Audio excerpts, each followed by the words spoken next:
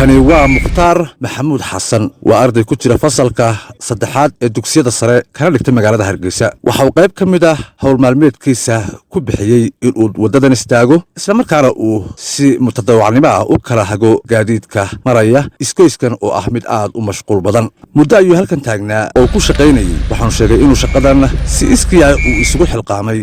balse waxa uu la kulmay abaalmarin aanu filahayn magacaadiro وقاعد واحد مختار محمد حسن وحنا تاسكول كجديد سكندري سكول وحنا فورم 3 ان شغله waxay u kalfay waxa kamid ah wadada aanu ka talaabo iyo saxmada aan dareemay ayaa igu kalftay inaan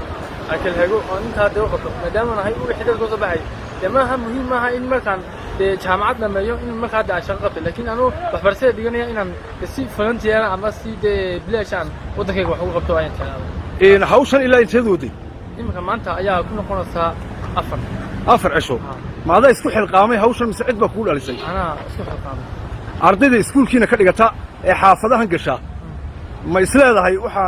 aan u guntaday in aan dhaafiyo wadada oo saxmada aad iyo aad cid kasta oo wadada awood u leeyahay in ka talawdo waxa isku dayay in ka talaabiyo waxaana rajaynayaa insha Allah taala intan yanka badan baan u qabto dadkayga insha Allah dadweynaha baabuurta watee dira walintu maxaad kala kulantaa marka aad joojinayso ee aad kala hagayso ma ku maqlaan sabab kasta qabanayso dawaad kala kulmaysaa caqabad laakiin si caqabada aan kala kulmay noqon mid ugu joogtada hawshan ku jiro laakiin se waxa igu noqotay hawshaasina ama ka dhigtay dhiirigelin siirigan lama iibsaday aniga iibsaday oo lacag aan u leeyahay marka ilaa inteed hawsha wada maalintii aad baawt kala hagta saacada ilaa intii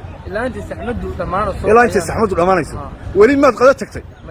goormaad qada tagaysaa insha Allah taala markaan shaqada aan dhameeyo saxmada kala yareysaan shacbiga reer Soomaaliland ma aragtay cid kugu dhiirigelisay shaqadan aad wado ma aragtay in badan dirawalinta in badan way igu dhiirigeliyaan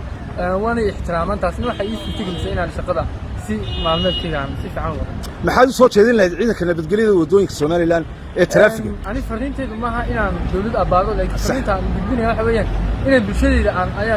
aan abaaraya ama kelmadeedu waxa ku soconaysaa mid bulshada ah waxaan leeyahay bulshadu yaanay noqon mid sugto inta dawladdu wax u qabanayso laakiin iyadu isku aabushaha noqoto hadda markii muuqaalkan laga duubay uu aad baraha bulshada ugu faafay waxa ka falceliyay oo si kadisa ula kulmay mas'uul ka tirsan dawladda waxaan ugu bushaareeyay war aanu filahayn agaasimaha xafiiska shaqo qaran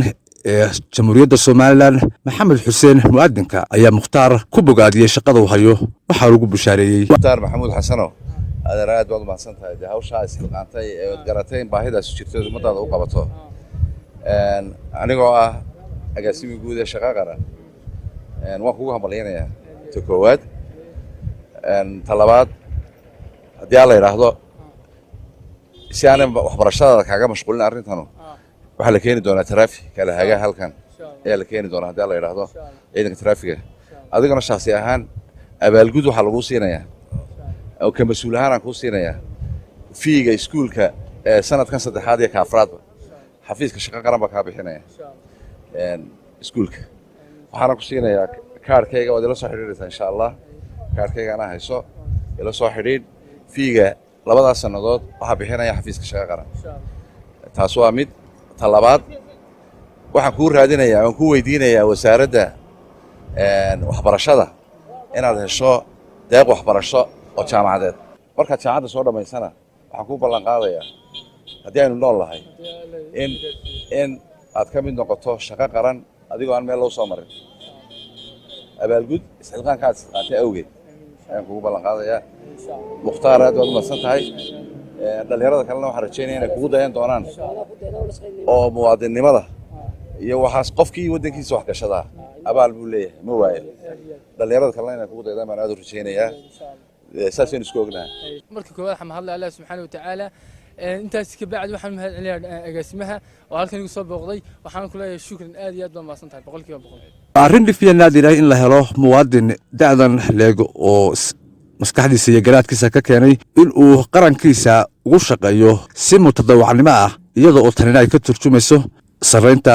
aqooneed iyo garaad ee Mukhtaar Maxamuud Xasan ururka xoojinta qarannimada Soomaaliland waxa uu bogaadinayaa Mukhtaar waxaanu hambalyeynayaa xukuumadda jamhuuriyadda Soomaaliland ee Mukhtaar markaasi dhiirigelinta u samaysay